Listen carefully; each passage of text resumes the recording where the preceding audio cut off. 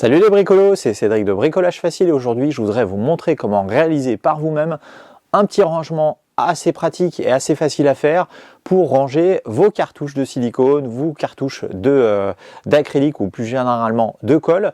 Vous allez voir, rien de très compliqué dans cette réalisation. Je vous propose de voir tous les détails dans la séquence qui suit. À tout de suite! Pour réaliser notre support pour cartouche, on aura besoin d'un morceau de tube de PVC d'à peu près 10 à 15 cm dans un tube de PVC de diamètre 5 cm. Donc c'est un tube de PVC qu'on trouve assez facilement dans le commerce. Et d'ailleurs, il existe en gris et parfois en blanc. Dans mon magasin de bricolage, en tout cas, moi j'avais que du gris, mais ça fera largement le job. On aura bien sûr besoin d'une scie à métaux pour pouvoir réaliser les différentes découpes, d'un serre-joint si possible plat et long comme celui-ci pour pouvoir s'insérer dans le tube de PVC et le maintenir en position durant la découpe, on le verra tout à l'heure, et bien sûr quelques outils de mesure pour pouvoir réaliser des tracés afin de faire des découpes plus précises. Juste avant d'attaquer notre découpe, pensez bien à porter des lunettes de protection et des gants, on ne sait jamais, même si la découpe de PVC n'est pas très risqué, on vaut mieux travailler en toute sécurité. Donc on va commencer notre découpe par une prise de mesure, voilà, donc environ 15 cm, c'est pas la peine d'être précis, enfin, ça dépend ce que vous voulez en termes de support, mais comme moi je l'utilise pour mon atelier, j'ai pas besoin d'avoir des dimensions vraiment particulières, et c'est pareil pour la découpe. On peut avoir une découpe en gros, donc maintenant que mon tracé est fait, je vais commencer par entailler légèrement le support pour me servir de guide, et après je vais pouvoir attaquer la découpe. Donc on scie toujours vers l'avant puisque les lames sont orientées dans ce sens là.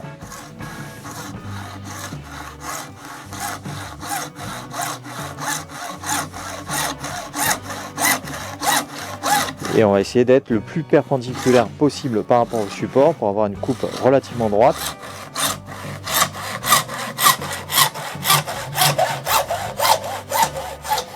Et vers la fin, comme pour le métal, on ralentit un peu pour éviter d'abîmer le support.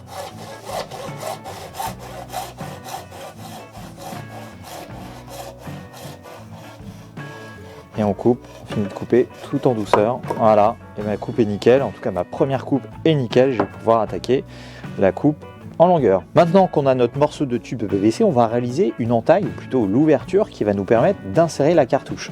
Donc du coup, cette ouverture, il faut qu'elle soit suffisamment large pour pouvoir insérer facilement la cartouche, et en même temps, il ne faut pas qu'elle dépasse la moitié du diamètre de notre tube de PVC, parce que sinon il n'y aura pas assez de retour pour la maintenir en position. Donc il faut vraiment être à la limite. Donc on va réaliser une ouverture d'à peu près 4 cm et demi de large pour pouvoir faciliter donc l'insertion et en même temps maintenir la cartouche en position. Donc maintenant, si on attaque la découpe en longueur, je vais venir en fait tracer comme ça, mettre un petit trait, et je vais venir reporter en fait la dimension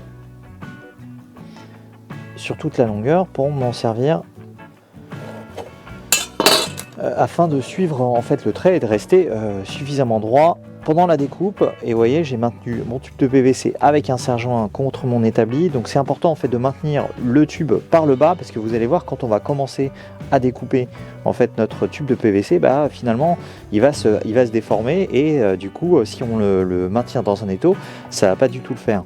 Donc là, vraiment c'est important de maintenir notre tube de PVC par le bas.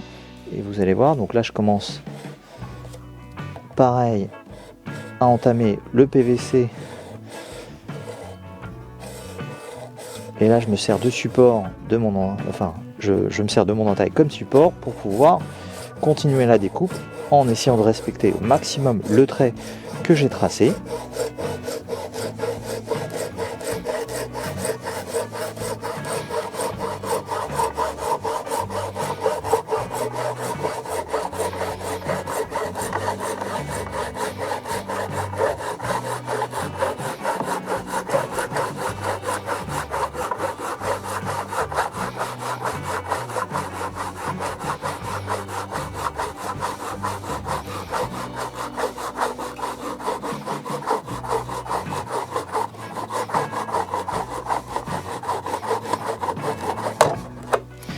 Donc là, j'ai bien ouvert mon tube. Je vais pouvoir réaliser une petite mesure rapide de mon ouverture. Je ne desserre pas complètement le serre-joint, comme ça il est toujours maintenu. Je vais prendre mon petit mètre pour mesurer une ouverture d'à peu près 4 à 4 cm et demi. Voilà, donc c'est plutôt... Donc avec une règle c'est plus facile. J'en ai pas sous la main. Et donc là, on serait plutôt par là. Voilà. Ah, je resserre mon tube de PVC avec mon serre-joint et j'applique exactement la même méthode. Voilà, mon équerre.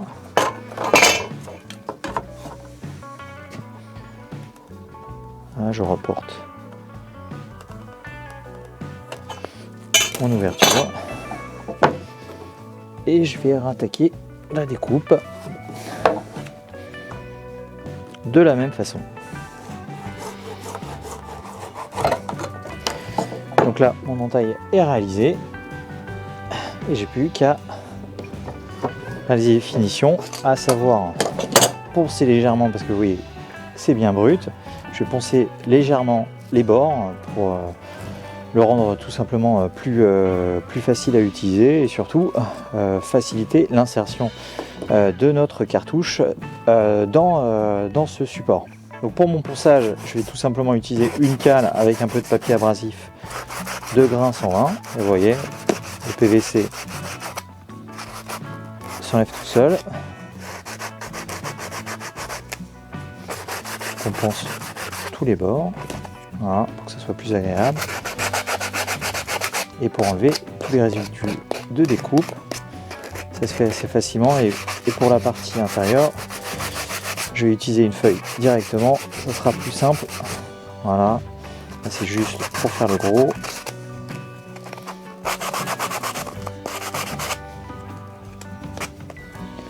Vous voyez, ça se fait facilement.